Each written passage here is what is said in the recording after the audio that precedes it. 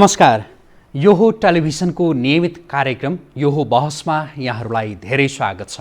म रोहित भण्डारी। दर्शकवृन्द, कोरोना भाइरसको सङ्क्रमणले यति बेला विश्वका धेरै देशलाई सताएको छ र कोरोना भाइरसको त्यो सङ्क्रमणले मान्छेको स्वास्थ्यलाई मात्रै होइन, आर्थिक, सामाजिक, राजनीतिक सबै क्षेत्रलाई प्रभावित तुल्याएको छ। अनि कतिपय अवस्थामा कोरोना भाइरसको यो सङ्क्रमण गतिलो बहाना पनि बनेको छ। जस्तो हाम्रो देशको सन्दर्भमा कुरा गर्ने हो भने के यस्ता राष्ट्रिय मुद्दाहरू छन् जसलाई सुल्झाउन अति आवश्यक छ। तर कहीँ कतै कोरोना भाइरसको सङ्क्रमणलाई एउटा बहाना देखाउने तह र तब्का पनि छ। जस्तो सीमाको विषय। भारतले हाम्रो देशको भूमि, लिपुलेक, कालापानी, लिम्पिया, धुरालाई आफ्नो देशको राजनीतिक नक्सामा राखेको धेरै समय भयो। तर त्यसका विषयमा के भइरहेको छ?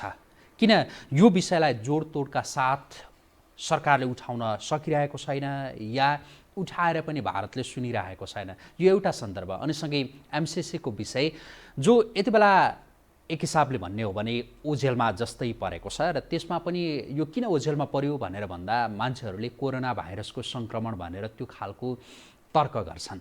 वास्तवमा यी राष्ट्रिय मुद्दाहरू जसमा किन जुन ढङ्गले बहस हुनुपर्ने हो त्यो हुन सकिरहेको छैन। हामी आजको कार्यक्रममा विशेष गरी देशका राष्ट्रिय मुद्दाका सन्दर्भमा नै केन्द्रित भएर कुराकानी गर्दैछौँ र यसका लागि यति बेला हामीसँग स्टुडियोमा हुनुहुन्छ सत्तारूढ दल नेकपाका नेता लीलामणि पोखरेल। स्वागत छ यहाँलाई। धन्यवाद। आराम हुनुहुन्छ? ठिक छु। अघि मैले भने जस्तो यो कोरोना भाइरसको सङ्क्रमणले मान्छेको स्वास्थ्यलाई मात्रै होइन, राजनैतिक, आर्थिक, सामाजिक सबै क्षेत्रलाई त्यो प्रभावित तुल्याएको छ र कतिपय अवस्थामा चाहिँ यो भाइरस एउटा बहाना पनि बनेको हो कि जस्तो देखिन्छ। जस्तो राष्ट्रिय मुद्दाहरू जो तत्काल टुङ्ग्याउनु पर्ने होइन। सुरुमा चाहिँ यो सीमाको विषयबाट कुराकानी सुरु गरौँ। यो कोरोना भाइरसको सङ्क्रमण देखा पर्नुभन्दा निकै अगाडि नै हो भारतले हाम्रो देशको त्यो भूमि मिचेको। तर यसमा खास भनौँ न त्यो प्रगति, त्यो भूमि उसको देशको त्यो राजनीतिक नक्साबाट हटाउनका लागि जुन खालको दबाब दिनु पर्थ्यो, जुन खालको कूटनैतिक पहल सरकारले गर्नु पर्थ्यो गरेको छ त भनेको छ, तर रिजल्ट आएन। के भन्ने यसलाई? ठिक कुरा गर्नुभयो। कोरोना भाइरस कोभिड-19 वास्तवमा भन्ने हो भने यो भाइरसले विश्वव्यापी रूपमा नै यसको प्रभाव भइसक्यो भने पनि हुन्छ। लगभग 147वटा राष्ट्रमा पुगिसक्यो भनेर चाहिँ नि अहिले प्रचार गरिएको छ र यसले मर्ने मृत्यु सङ्ख्या 4,500 लगभग छ। जबकि निमोनियाले मात्रै वर्षमा अथवा मलेरिया वा निमोनियाले मात्रमा वर्षमा लाखौँ मान्छे मरेका छन्। मलेरियाले एउटा तथ्याङ्क रहेछ, वर्षमा 10 लाख मान्छे मर्दो रहेछन्। क्यान्सरले 12 देखि 14 लाख मान्छे मर्दो रहेछन्। निमोनियाले मान्छे मर्दो रहेछन्। अब यो तथ्याङ्क इग्नोर छ। चीनबाट सुरुवात भएको कोरोना भाइरसले महामारीको रूप लियो, संसारै गाँज्यो भनेर जसरी प्रचार गरियो, खास गरिकन पश्चिमा राष्ट्रहरूले प्रचारको सुरुवात गरेका थिए। चीनले अखाद्य चिज चीनका जनताले खाने भएको हुनाले यस्तो चाहिँ नि महामारी रोग फैलियो भनेर बदनाम गर्ने काम र कतिपय ठाउँमा त चिनियाहरूलाई चाहिँ नि डिस्कार्ड गर्ने, बेलायतमा त कुटपिटसम्म पनि चिनिया मूलका मान्छेहरूमाथि त्यस्तो सम्बन्ध भएको सुनियो। र अहिले तिनै मुलुकहरू कोरोनाको फेरि चाहिँ नि केन्द्र बनेका, सेन्टर बनिरहेका छन्। चीनले त कन्ट्रोल गरिसक्यो आफ्नो क्षेत्रमा। अब यसले हाम्रो मुलुकका मेजर इस्युहरू कोरोनाको कारणले ओझेलमा पारिएका छन्। कोरोनाको प्रचारका कारणले ओझेलमा पारिएका छन्। अब कोरोना भाइरसको प्रिभेन्टिभ मेजरका सम्बन्धमा हामी कति सक्षम छौँ त्यो अर्को कुरोहरू होला। हामीले 170 जनालाई त रेस्क्यु गरेर लिएर आएर क्वारेन्टाइनमा 14 दिन राखेर निकाल्यौँ।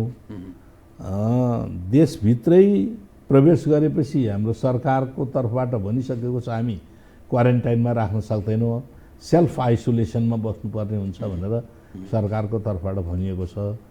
हाम्रो इकोनोमिक कन्डिसन र हाम्रो म्यानेजमेन्ट राज्यको व्यवस्थापनका कारणले गर्दाखेरि त्यो कुराहरू भनिएको होला।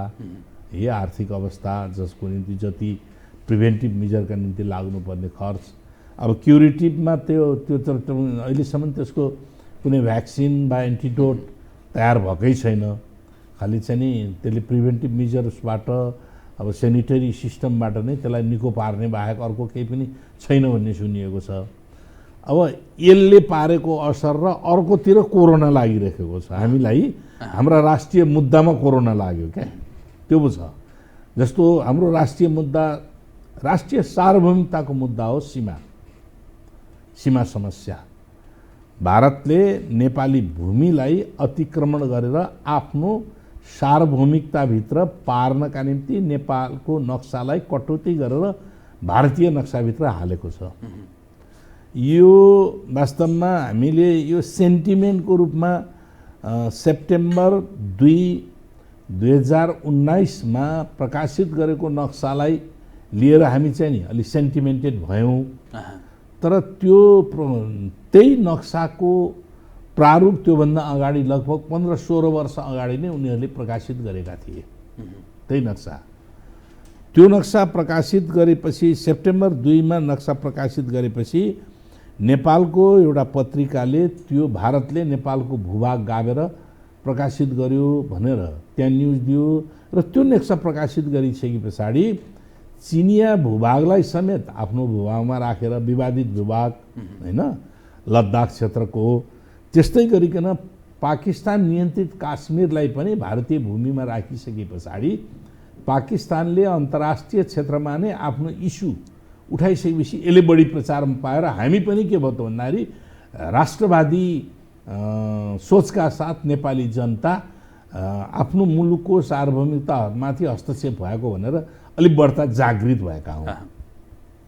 यद्यपि हाम्रा इस्युहरू त राष्ट्रिय सार्वभौमिकता, सीमा अतिक्रमण सम्बन्धी इस्यु अहिलेदेखिका होइनन्, धेरै पहिलेदेखिका इस्युहरू छन्।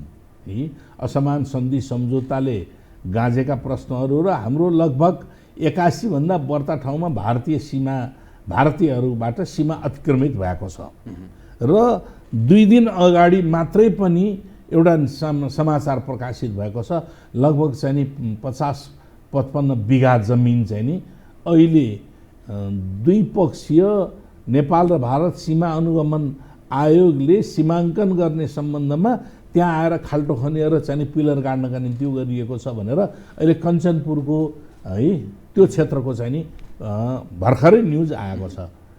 पहिलेदेखि नेपालीहरू भएर बसोबास गरेका आफ्नो लालपूर्जामा नेपालको नक्सा भएको, नेपालको चाहिँ नि सार्वभौमिकतामा भएको र चाहिँ नि उतापट्टि पार्न थालिएको भन्ने कुराहरू पनि झापाको विषय, झापाका सांसद संसदमा नै झापाका कुराहरू छ। अहिले भर्खर कञ्चनपुरको कुराहरू पनि आएको छ। त्यसकारणले हाम्रो यो मुद्दा चाहिँ नि धेरै पहिलेदेखि नै अल्झिरहेको एक किसिमको क्यान्सर जस्तो बनिरहेको छ। यो मुद्दा राष्ट्रिय सार्वभौमिकताका मुद्दाहरू हामी हेर्दाखेरि असमान सन्धि सम्झौता र सीमा अतिक्रमण यी महत्त्वपूर्ण प्रश्न छन्। त्योभन्दा बाहेक हाम्रो खुल्ला सीमाका कारणले पैदा हुने समस्याहरू भनेको डेमोग्राफिक इन्क्रोचमेन्ट भन्छन्, जनसङ्ख्याको अतिक्रमण जुन भएको छ त्यसले हाम्रो दीर्घकालीन रूपमा राष्ट्रिय सार्वभौमिकतालाई पनि असर पर्ने खालका काम कारबाहीहरू भएका छन्। अब त्यसमा हामी सबभन्दा बढी सचेत भएर मुलुकको सार्वभौमिकताको जगेर्नाका निम्ति लाग्नुपर्ने हो र सीमाका सम्बन्धमा कालापानी क्षेत्र, लिम्पियाधुरा र लिपुलेखको प्रश्नमा त पहिलोचोटि सिङ्गो देश एकताबद्ध भएको हो। पहिलोचोटि सबै राजनैतिक दल, सरकार, नागरिक समाज, सञ्चार माध्यम र सिभिल सोसाइटी सबै एकताबद्ध भएर मुलुकको राष्ट्रिय सार्वभौमिकताको जगेर्ना गर्नुपर्दछ र लिम्पियाधुरा नै सुगौली सन्धिले निर्धारित गरेको त्यसदेखिको कालीदेखिको पूर्वको भूभाग नेपालको हो, त्यो भूभाग फिर्ता गर्नुपर्छ भनेर एकमत भएको हो। अब त्यसका निम्ति संसदमा पनि गम्भीरतापूर्वक उठेर संसदीय दुईटा समितिले, राज्य व्यवस्था समिति र परराष्ट्र सम्बन्ध समितिले त्यसबारेमा गम्भीर छलफल गरेर नेपाल सरकारलाई दुईटा कुरामा आदेश दिएको थियो। एउटा कुरा के हो भने नेपालको नक्सा, त्यो भूभाग सहितको लिम्पिया धुरा समेतको भूभागको सहितको नक्सा तयार पारेर उ गर, अर्को है त्यसलाई प्रचलनमा ल्याऊ। दोस्रो, हाम्रो शिक्षामा नक्सामा हामीले भूगोल अथवा हामी पढाउँदाखेरि जुन खुँडे परेको नक्सा हामीले चाहिँ दिने गरेका थियौँ त्यो होइन, बदलिदियो र शिक्षा कोर्समा नै त्यो नक्सा चाहिँ राखिदियो भनेर निर्देशन दिएको थियो। यसको निम्ति सरकारले तत्कालै काम कारबाही गर्नुपर्छ। यहाँलाई रोकेँ, निकै लामो त्यो पृष्ठभूमि कोरोनादेखि यहाँसम्म आइपुग्दाखेरि अलिकति समय पनि जो खर्च भयो। जस्तो यहाँले अहिले भने जस्तै सिङ्गो देश नै एकताबद्ध भएको हो होइन, आफ्नो देशको जो भूमिका सन्दर्भमा, चाहे प्रतिपक्षी दलहरू हुन्, चाहे समाजका विभिन्न सङ्घ संस्थाहरू हुन्, जो हुन् सबैले सरकारलाई साथ दिएको हो। सरकारले पनि यहाँले भने जस्तो केही कदम चालिहालेको जस्तो मात्रै देखियो होइन। एक खालको त्यो नोट भारतलाई पठायो पनि, तैपनि भारतले टेरेन। यो नटेर्नुलाई चाहिँ हाम्रो देशको सरकारले जुन खालको दबाब दिनु पर्थ्यो त्यो दिन नसकेको भनेर भन्ने, भारतको त्यो निरन्तरको हेपाप अहिले मैले रोकेँ। जस्तो अहिले फेरि अहिलेको अवस्था हेर्ने हो भनेदेखि हाम्रो देशको सरकार पनि त्यो सामान्य अङ्कगणितीय हिसाबले सामान्य सरकार त छैन। यस्तो बलियो भनिएको सरकारलाई पनि जो टेर्दैन भने एकदम तपाईँले उठाउनु भएको कुरामा एकदम संक्षिप्त भने, पहिलो कुरो भारतले नटेरेको यो पनि सही हो, किनभने हामी इपिजीको रिपोर्ट नै बुझ्न मानेको छैन। त्यो 1.5 वर्ष भइसक्यो त्यो रिपोर्ट तयार भएको, बुझ्न मानेको छैन।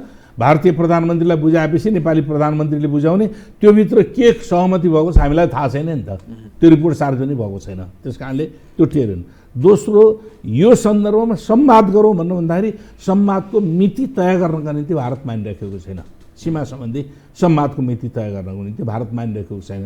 तेस्रो, हाम्रो सरकारले गर्नुपर्ने कुराहरूका सम्बन्धमा पनि कमी आएको छ। त्यो कुरा सही हो। फेरि किन कमी आएको छ भने हामीले त नक्सा त हामीले आफ्नो बनाएर प्रचारमा लैजाने हो नि त, यसले मोरल प्रेसर हुन्थ्यो नि त। हाम्रो हिस्टोरिकल फ्याक्ट सहित हामीसँग तथ्यहरू छ भने त हामीले त्यो नक्सा प्रसारित गर्यो भने त जनमत सृष्टि हुन्छ। त्यसका लागि त भारतको सहमति लिइराख्नु पर्ने जरुरतै पर्दैन। त्यो निकाल्दाखेरि हाम्रा मन्त्रीहरूले भनिदिने कि कतिपय सजिलै त्यो त छापेर जुन बेला पनि निकाल्न सकिन्छ नि, त्यो छापिदिने कुराहरू। प्रधानमन्त्रीले नै भन्नुभयो नि संसदमा, जस्तो प्रधानमन्त्रीले के भन्नुभयो भनेदेखि हामी देशकै भूमि फिर्ता ल्याउन भनेर लागिरहेछौँ, कहाँ त्यो एउटा नक्साको कुरा यसलाई चाहिँ नि हामीले त्यो ग्राभिटी, जुन ग्राभिटीका साथ जुन गुरुत्वका साथ हामीले यो प्रश्न उठायौँ त्यो गुरुत्वका साथ आज काम भएको छैन भन्ने कुरा नै हो मलाई लागिरहेको।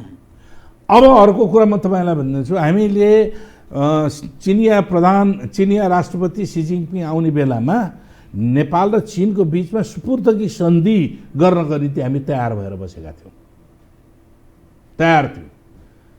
त्यही बीचमा ठ्याक्क आउनुभन्दा अगाडि अमेरिकन सिनेटरले लेखेको पत्रको आधारबाट हामी सुपुर्दगी सन्धि गरेनौँ। त्यसै गरिकन यहाँ तिब्बती शरणार्थीहरू बसिरहेका छन्, दबाब दिइरहेका छ, पश्चिमाहरूले दबाब दिएका छन्, उनीहरूलाई ट्राभल भिसा, विदेश जानका निम्ति ट्राभल भिसा नेपालले दिनु पर्यो भनेर। त्यो ट्राभल भिसामा फर्म भर्नका निम्ति के गरिन्छ भने त्यहाँ नेसनालिटी भनेर, के नेसनालिटी के लेख्ने भन्दा टिबेटियन नेसनालिटी लेख्ने भनेर भन्यो। लेख्ने बित्तिकै तिब्बतलाई हामीले राष्ट्रको मान्यता दिएका छौँ र देशको मान्यता दिएका छैनौँ नि त। एकछिन नीति अपनाएका छौँ हामीले, तिब्बत होस्, हङकङ होस् वा चाहिँ ताइवान होस्, चीन एकछिन नीति अन्तर्गत रहेका हुन् भनेर हामीले यत्रो हाम्रो फरेन पोलिसी हुँदाहुँदै पनि हामीलाई प्रेसर दिइरहेको छ अन्तर्राष्ट्रिय शक्तिहरूले। त्यस कारणले गर्दाखेरि हामीले आफ्नो सार्वभौमिकताका निम्ति सही ढङ्गले जनताको अभिमतलाई लिएर जानका निम्ति सरकार कुनै पनि खुट्टा कमाउनु पर्ने जरुरत पर्दैन। हामीसँग कानुन बनाउनका निम्ति 2/3 बहुमत छ, हामी जुनसुकै कानुन पनि बनाउन सक्छौँ। जुनसुकै कानुन भनेको राष्ट्रको हितको पक्षमा हुने कानुनहरू निर्माण गर्नका निम्ति हामीलाई कसैले रोक्दैन। त्यस कारणले यो कुराहरू गर्न हच्किनु हुँदैन थियो, किन हिचकिचाएको मलाई थाहा छैन। तपाईँ सत्तारूढ दलको एकजना नेता होइन। अब जस्तो यति बेला यही सीमाकै विषयमा कुरा गरौँ, अरू विषयमा म एकछिनमा आउँछु।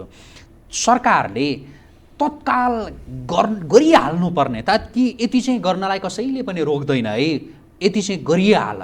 हुन त सरकारले जे पनि गर्न सक्छ, यद्यपि यो चाहिँ सुरुमा 1 2 3 यो चाहिँ किन नगरेको, यो चाहिँ गरिहाल्नु पर्यो भनेर भन्ने त्यस्ता कुराहरू के छन्? एउटा कुरा आएको छ अहिले, कोरोनाका कारणले हाम्रा अरू सबै नाकाहरू बन्द गरेर 4वटा नाका खोल्ने भनेको छ। यही मौकामा हो हामी नियमन गर्ने। भारत र नेपालको बिचमा खुल्ला सीमालाई नियमन गर्ने बेला पनि हो, यो गर्न सुरु गर्नुपर्छ। म त्यहाँ पनि हेर्दैछु। दोस्रो, नक्सा निर्माण गर्नुपर्ने गरिहाल्नु पर्यो, कुनै नापी विभागले चाहिँ नि गर्नुपर्ने होइन। तेस्रो, अरू मुलुकहरूले देशको सार्वभौमिकता र नक्साका सम्बन्धमा सेनालाई जिम्मा दिएका छन्, हाम्रो नापी विभागमा दिएको छ। डिफेन्ससँग जोडिएको हो नि त दादा, सुरक्षा राष्ट्रिय सुरक्षासँग जोडिएको। त्यस कारणले अलग्गै नेपालको नेसनल डिफेन्स सम्बन्धमा, नेपालको नक्सा निर्माण गर्ने सम्बन्धमा इन्डियामा पनि त डिफेन्स मिनिस्ट्रीले प्रकाशित गरेको हो नि त नक्सा त। त्यस कारणले त्यो पोलिसीमा पनि चेन्ज गर्नु पर्यो। नापीले मात्रै, नापीको एउटा अधिकृतले मात्रै त्यो हैसियत राख्दैन मुलुकको सीमा सम्बन्धमा। अहिले गरिहाल्नुपर्ने कुराहरू भयो। तेस्रो, इस्युहरूलाई उठाउने सन्दर्भमा हाम्रा इस्युहरूको त्यो इपिजीको रिपोर्ट चाँडै चाहिँ बुझिदिने र चाँडै लिने गर्नु पर्यो। बनाएको हो, दुईटा पक्षले बनाएको, कार्यदलले बनाएको हो नि त त्यो त। त्यो कार्यदलले बनाएको, सहमतिमा बनाएको रिपोर्ट नबुझिदिएर त्यसमा के खोजिएको छ त? विगतका सन्धि सम्झौता सम्बन्धमा के छ? इमिडिएटली गर्नुपर्ने राष्ट्रिय सुरक्षाका सम्बन्धमा यी प्रश्नहरू गम्भीर छ। जस्तो यहाँले अहिले भने जस्तो जो कोरोनाले एक खालको त्यो आतंक फैलाइरहेछ, तर यसलाई पनि एउटा अवसरका रूपमा पनि प्रयोग गर्न सक्ने एउटा दुईटै हुन्छ नि। च्यालेन्ज, चुनौती र अवसर सँगसँगै आउँछन् क्या। अब जस्तो सार्वभौमिकताको विषयमा होइन, देशको भूमिका विषयमा यसमा कुराकानी गरिरहँदा र नेपाल भारत त्यो सम्बन्धका विषयमा जो विभिन्न खालका जो असमान सन्धि सम्झौताहरू जे भए भनेर यहाँहरूले भनिरहनु भएको छ, यो त्यस्ता खालका सम्झौताहरू त खारेज गर्नुपर्छ भनेर जोडतोडका साथ त्यो आवाज उठाउने भनेको अहिलेको नेकपा, कुनै बेलाका माओवादी होइन, एमाले जे भनौँ तिनीहरू नै हुन्। तर सरकारमा अहिले भएको अवस्था छ, तर बोल्ने एउटा होइन, गर्ने अर्को, त्यो भइरहेको हो। इस्युमा भाषा केही फरक हुन सक्छ। सरकारमा रहँदा र सरकारमा नरहँदाको भाषा अलिकति नरम र अलिक कडा हुन सक्छ, फरक हुन सक्छ, तर इस्यु फरक हुन्न। हामीले जे राष्ट्रियताको सम्बन्धमा इस्यु उठाएका थियौँ त्यो इस्यु उठायो, सरकारमा गयो, त्यस कारणले इस्यु सिद्धियो, सरकारबाट बाहिरिन्छ, त्यस कारणले इस्यु उठाउँछौँ, यो कुरा गलत हुन्छ। तपाईँले देखेको, तपाईँलाई लागेको खुट्टा कमाउनु पर्ने कारण के होला? केही पनि छैन, केही छैन, केही पनि छैन। लघुतावास बाहेक अरू केही पनि हुँदैन। त्यसो भएको के हो त यो? अब म जान्दिनँ किन यस्तो कुराहरू भइरहेका छ। मैले यो गर्नुपर्ने जरुरी छैन। मैले जस्तो भने नि, नक्सा प्रकाशित गर्नुपर्ने कुरामा कहीँ पनि पार्लियामेन्टले स्ट्रेन्थ दिएको छ कि नक्सा प्रकाशित गर्नका निम्ति भनेर भनिदिएको छ। हामी त कस्तो भइदिन्छौँ भने सङ्कल्प प्रस्ताव पनि पार्लियामेन्टबाट उडाइदिन्छौँ। किन त्यस्तो भयो होला? म आफै आछम्म परिरहेको छु। मेरो मुलुकको राष्ट्रिय सार्वभौमिकताको जगेर्ना गर्नका निम्ति भनेर सङ्कल्प प्रस्ताव पेश गर्ने, सङ्कल्प प्रस्ताव छलफल नआउँदै उडाइदिने, यो त ठिक भएन। अब जनताका तर्फबाट गर्ने चाहिँ के, मैले यहाँसँग सोध्न खोजेको, लगभग 2/3 को मत नेकपालाई दिएका हुन् जनताले गर्ने त एउटा त्यही नै होला। एकदम सही हो। जनताले नेकपालाई तिमीले शासन सत्तामा जाऊ, मुलुकको राष्ट्रिय सुरक्षा गर, समृद्धि गर, नेपाली जनताको हितको पक्षमा काम गर। कि विकल्प जनताले पनि अब विकल्प खोज्नुपर्ने अवस्था आएको? होइन, विकल्प त अझै पनि गर्ने ठाउँहरू छ। किन नेकपाको दुईटै कुराहरू जनताले पनि थियो, जनाधार पनि थियो है। साङ्गठनिक रूपले अहिले एउटा राम्रो स्थितिमा पनि थियो। त्यसका कारणले गर्दाखेरि एउटा लार्जेस्ट पार्टी बन्यो र लगभग 2/3 को सरकार। सायद यस्तो कम्फर्टेबल पोजिसन संसारका कुनै पनि पोलिटिकल फोर्सेसहरूले पाएका छैनन्। त्यसरी कम्युनिस्ट पार्टीको नाममा नै 2/3 जस्तो बहुमत प्राप्त हुन सक्ने स्थिति कहीँ पनि छैन। कि त राजनीतिक सत्ता नै परिवर्तन गरेर कम्युनिस्ट पार्टीको नेतृत्वमा कम्युनिस्ट पार्टीको उसमा नै चाहिँ रिभोल्युसन सम्पन्न गरेर भएको छ, होइन पनि त्यस्तो कुराहरू छैन। त्यस कारणले यति बेला कमजोर बन्नुपर्ने, खुट्टा कमाउनु पर्ने, मानसिक रूपले चाहिँ नि त्यसलाई आफूलाई शिथिल बनाउनु पर्ने कुनै पनि कुराहरू छैन। अब फेरि अर्को जो हामीले कोरोनाको सन्दर्भबाट कुराकानी सुरु गऱ्यौँ होइन, अब यो यति बेला यो सीमाको विषय, यसमा त्यो आवाज उठाउनलाई, त्यो दबाब दिनलाई, माग भनौँ न, त्यो दुई देशका बिचमा त्यो संवाद हुनका लागि यो कोरोनाले डिस्टर्ब गरिरह हो भनेर भनौँ भनेदेखि यो कोरोना यसले यो सङ्क्रमणले सताएको त धेरै भएको छैन। यो विषय, सीमाका विषय त वर्षौँ अगाडिदेखिका छन्। एकदम मैले भनिसकेँ, यो धेरै पुरानो, धेरै वर्षदेखि हामी यस विषयमा एउटा आन्दोलनै यो विषयमा राष्ट्रियताको, नेपालको सीमा अतिक्रमणको विरुद्धमा आन्दोलनै भएका छन् पटक पटक। अब अर्को विषयमा कुरा गरौँ, ताकि एमसिसी जो निकै त्यो विवादमा रहेको विषय, तर पछिल्लो समयमा चाहिँ खासै त्यति चर्चा नसुनिएको हुन्छ नि, त्यति धेरै बाहिर नआएको विषय, यसमा पनि त्यही कोरोनाको सङ्क्रमण लाग्यो होला कि के भयो होला यो चाहिँ? एमसिसी भित्र पनि कोरोना पस्या जस्तो। अब म एमसिसी बारेमा अहिले अलिकति शिथिल हुनुको कारण नेकपाको पार्टीको केन्द्रीय समितिको बैठकले अध्ययनको निम्ति कार्यदल बनायो। अध्ययन कार्यदलले अध्ययन गरेर 20 दिनको समय लिएर अध्ययन गरेर आफ्नो प्रतिवेदन तयार पारिरहेका छ र प्रतिवेदनको सिनोप्सिस केन्द्रीय कमिटीको सचिवालयमा पेश गरिसकेको छ। अनि यही बेलामा हाम्रो अध्यक्ष, एकजना अध्यक्ष र देशको प्रधानमन्त्री, उहाँले किडनी ट्रान्सप्लान्टमा जानुभएको कारणले गर्दाखेरि स्वास्थ्यको केही दिन ग्याप भएकोले यो इस्युलाई अब त्यहाँबाट कसरी चाहिँ नि यो प्रतिवेदन उप कसरी विचार दिने, के दिने भन्ने कुराहरूको सायद टुङ्गो नभएको होला। अब म चाहिँ, मलाई के लाग्दछ भने यो एमसिसी सम्बन्धी एग्रिमेन्ट जुन छ, त्यो एग्रिमेन्ट मैले हिजो जुन इनिसियल स्टेजमा अध्ययन गर्दै थिएँ त्यो बेलाभन्दा म अझै फर्म मेरो धारणा बनेर गएको छ। जति बेला मैले प्रारम्भिक अध्ययन गरेँ त्यति बेला एमसिसी नेपालको कति हितमा छ र छैन भन्ने कुराहरूको अलिक बढी ज्ञान, अलिक कम ज्ञान थियो। अहिले अलिक बढी यसको मैले यो एमसिसीलाई हामीले स्वीकार गर्नु हुँदैन भन्ने निष्कर्षमा पुगेको छु। There is no any option of revision, संशोधनको पनि कुनै गुन्जायस छैन भन्नेमा पुगेको छु म। संशोधन गरेर लागू गर्ने पनि गुन्जायस छैन। यही पिरियडमा श्रीलङ्काले एमसिसीलाई त्यसलाई चाहिँ नि सस्पेन्ड मात्रै होइन, अहिले रिजेक्ट गर्यो। अध्ययन कार्यदलले त यति कठोर प्रतिवेदन दिएको छ कि श्रीलङ्काको पोलिटिकल सिस्टममा नै यसले ड्यामेज गर्छ भनेर चाहिँ नि उसले चाहिँ नि आफ्नो राय दिइराखेको छ। अब मैले यहाँ यही विषयमा तपाईँले भनिसकेका कारणले गर्दाखेरि म एमसिसीलाई मैले अहिले 5वटा पार्टमा हेरेको छु।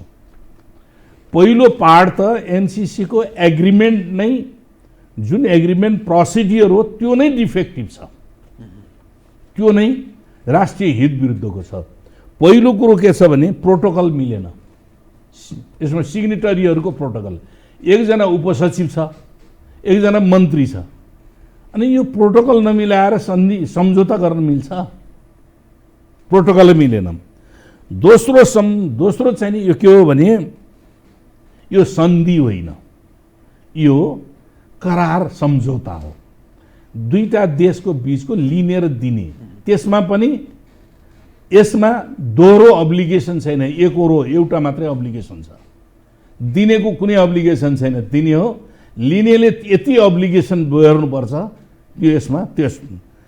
तेस्रोमा यो करार सम्झौता अन्तर्राष्ट्रिय कानुन अन्तर्गत हुनु हुँदैन, देशको आन्तरिक कानुन अन्तर्गत हुन्छ।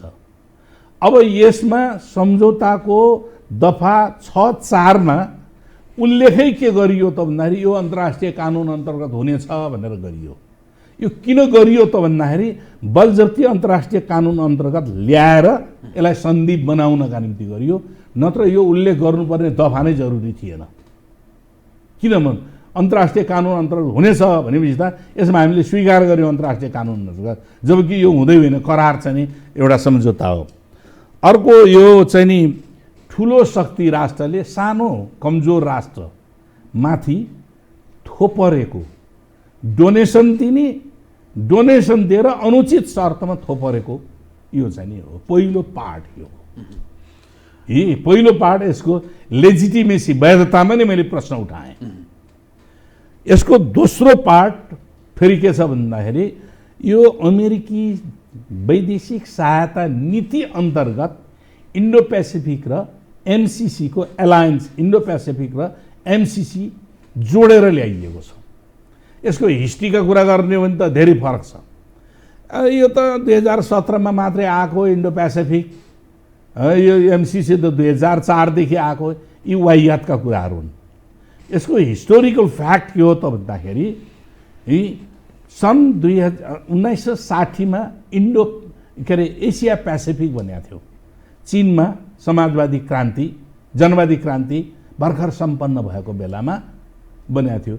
चीनका बारेमा एउटा कहावत थियो, यो सुतेको दैत्य हो, यो बिउज्यो भने संसार हल्लाउँछ।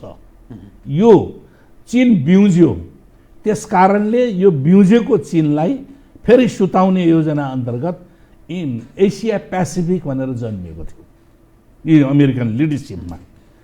पछि 1976 मा के अरे 1967 मा आएर जब चीनको प्रभाव पनि बढ्न थाल्यो र कम्युनिजमको प्रभाव बढ्दै जाँदाखेरि त्यसलाई रोक्नका निम्ति आसियान भन्न बन्यो। एसियन कन्ट्री, दक्षिण पूर्वी एसियाकी मुलुकहरूको एउटा सङ्गठन बन्यो आसियान। त्यो अमेरिकन लिडरसिपमा बनेको त्यो बन्यो। 1958 देखि अनि यतातिर चीनको समाजवादी क्रान्ति विकास भयो, तर चीनमा ओपन पोलिसी थिएन। समाजवादी नेतृत्व, अन्तर्राष्ट्रिय रूपमा समाजवादको नेतृत्व कसले गरेको थियो? रुसले गरेको थियो। रुस र अमेरिकाको बीचमा शीत युद्ध भयो, लामो शीत युद्ध भयो। 1978 देखि जब चीनमा ओपननेस, खुल्लापना आयो, त्यस पछाडि चीनको शक्तिको अमेरिकाले अजमाउन थाल्यो र यो मिलेनियम 2000 क्रस हुने बित्तिकै अमेरिकाले संसारभरिका एक ध्रुवीय, त्यति बेला रुसको विघटन भयो, एक ध्रुवीय शक्ति निर्माण भयो। त्यो बेलामा अब के गर्ने त संसारका इमर्जिङ कन्ट्रीहरू र कन्फ्लिक्टबाट अगाडि बढ्न थालेका डेभलपिङ कन्ट्रीहरूलाई कसरी एसिस्टेन्स दिने त भन्दाखेरि हिजो एउटा प्रकृतिले दिएको थियो, जसमा के थियो त भन्दाखेरि युएसएड जस्ता संस्थाहरू वा विभिन्न चर्च आदिहरूबाट त्यो धार्मिक मोटिभलाई अगाडि सारेर सहयोगहरू दिने गरेका थिए। तिनीहरूले क्रिस्चियनाइजेसनको विस्तार गर्ने गरेका थिए। सन् 2000 मा आएपछि अमेरिकाको सहायता नीति बदलियो। यो पनि गर्ने अब सहायता नीति केमा त भन्दाखेरि अब इमर्जिङ कन्ट्रीहरूको विरुद्धमा अब पावर कन्फ्लिक्टको निम्ति सुरक्षा रणनीतिलाई मध्यनजर गरेर अब सहयोग प्रदान गर्ने भन्ने अमेरिकाको त्यो सोचको विकास भयो र सन् 2002 मा गएर जर्ज डब्ल्यू बुश जुनियरले मेक्सिकोमा पुगेको बेलामा यो एमसिसी को अवधारणा, मिलेनियम के अरे यो चाहिँ नि कर्पोरेसन चाहिँ नि कम्प्याक्टको चाहिँ नि अवधारणा उनले अगाडि सारे। 4 मा अमेरिकाले कानुन बनायो, सिनेटले कानुन पास गर्यो र कानुन अन्तर्गत सुरक्षा रणनीतिलाई मध्यनजर गरेर सहायताहरू दिन थालियो। अब यो कुरा कसरी पुष्टि हुन्छ त भन्दाखेरि सन् 2017 मा, यद्यपि इन्डो पेसिफिकको कन्सेप्ट 2008 मा भारतीय एडमिरल गुरप्रीत खुराना भन्नेले निकालेका हुन् उनले, र यो इन्डो पेसिफिक अवधारणाको सार्वजनिकरण गर्ने बेलामा पनि 4 वटा राष्ट्र मिलेका छन्। अमेरिकाको लिडरसिप, जापान, इन्डिया, अस्ट्रेलिया, यी 4 वटा राष्ट्रहरू मिलेर इन्डो पेसिफिक स्ट्रेटेजी भनेर सार्वजनिकरण गरेका छन्। त्यसकारणले अब उनीहरू के भन्छन् त, अमेरिका के भन्छ त भन्दाखेरि आफ्ना यी तमाम डकुमेन्टमा के भन्छ, हामीले संसारभरि दिइने सहायता अब इन्डो पेसिफिक स्ट्रेटेजीको मातहतमा राखेरै दिने हो र एमसिसीलाई इन्डो पेसिफिकको मातहतमा हामी सहायता दिँदै आएका छौँ। एमसिसीको कन्सेप्ट त्यति बेला इन्डो पेसिफिक त भन्ने त थिएन।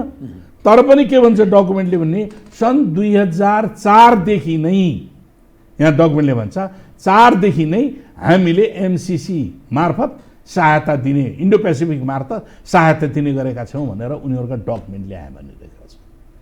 अब हामी के हेर्ने भन्दाखेरि यहाँनिर हेर्दाखेरि हामी एमसिसीबाट सहायता लिने, यहाँ हाम्रो अहिले भनाइ आउँछ नि एमसिसीले हामीलाई त खालि सहायता दिने हो, हाम्रो आर्थिक विकास समृद्धि, रोड एक्सपान्सन गर्ने, स्ट्रेटेजिक रोड बनाउने र हाम्रो चाहिँ नि विद्युत प्रसारण लाइन गर्नको निम्ति, बेच्नका निम्ति, अरू होइन।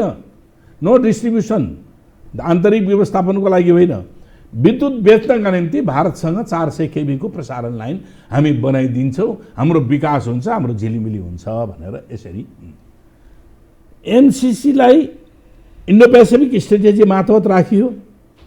एमसिसीलाई यहाँ थुप्रै डकुमेन्टले पुष्टि गरे, मैले डकुमेन्टको धेरै केलाउन गइनँ, थुप्रै डकुमेन्टले पुष्टि गरिसकेको छ।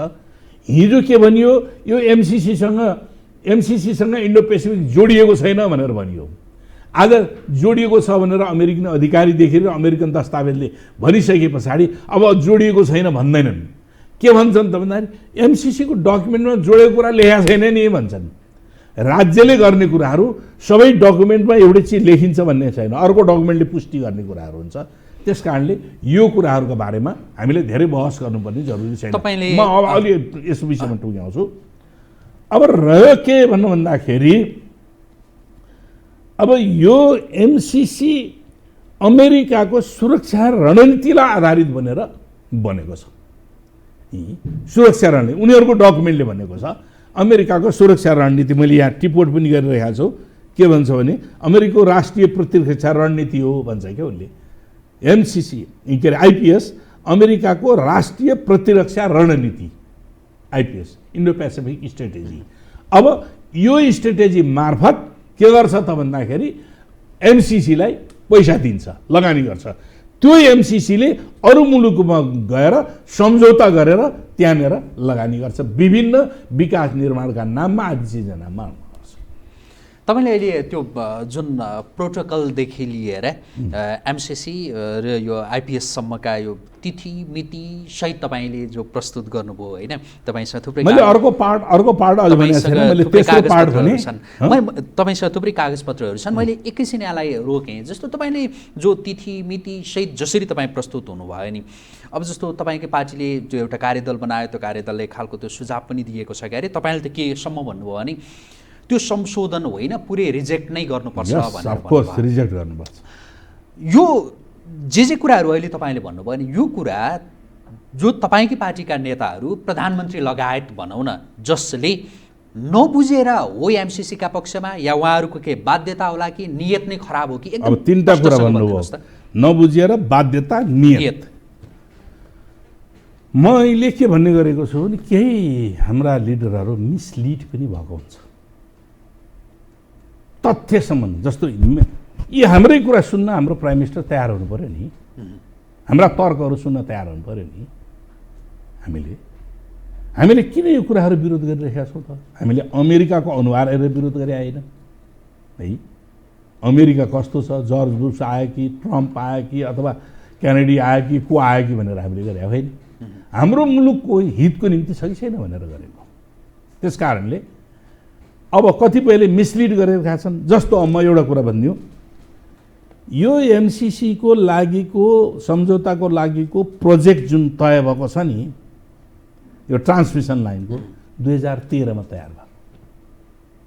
2013 मा हामीले 18 घण्टा लोड सेडिङ बेहोरेका थियौँ। त्यो कुन बुद्धु हो जसले 18 घण्टा लोड सेडिङ भएको बेलामा देशबाट निर्यात गर्ने चाहिँ योजना बनाउँछ? त्यसलाई के भन्ने? मैले त्यसलाई दलाल भन्ने कि नभन्ने? कसैको दलाली गरिरहेको छ भन्ने कि नभन्ने? नेपालको 18 घण्टाको लोड सेडिङ भएको बेलामा त नेपाली जनतालाई सम्बोधन गर्ने योजनामा प्राथमिक हुनुपर्ने हो। नेपालको ट्रान्समिसन विस्तार गर्नुपर्ने, विद्युत उत्पादन गर्नुपर्ने, रिजर्वायर प्रोजेक्टहरूलाई बनाएर विद्युत उत्पादन गरेर देशभित्र सप्लाई गर्नुपर्ने, त्यो योजना पो प्राथमिकता हुनुपर्ने हो। आउँदै नआएको बिजुली बेच्नका निम्ति ट्रान्समिसन लाइन बनाउने 400 केबीको ट्रान्समिसन लाइन बनाउने भन्ने योजना कहीँ बनाउने हुन्छ? हामीसँग समय सकिन लाग्यो। मैले sorry, अघि भने sorry. त्यो नबुझेर होला कि बाध्यता होला कि होइन, मैले भने एउटा मिसलिड हो है। अब त्यही त नबुझेको पनि हो है, म त्यही भन्छु।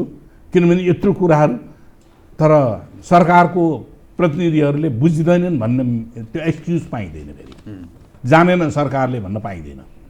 यसैमा मैले अर्को तेस्रो पार्ट भने, मैले चौथो पार्ट के भन्दैछु भन्दाखेरि चौथो पार्ट यो भित्रका कन्टेन्टहरू जो विवादित भए, असाध्यै विवादित कन्टेन्टहरू छन्।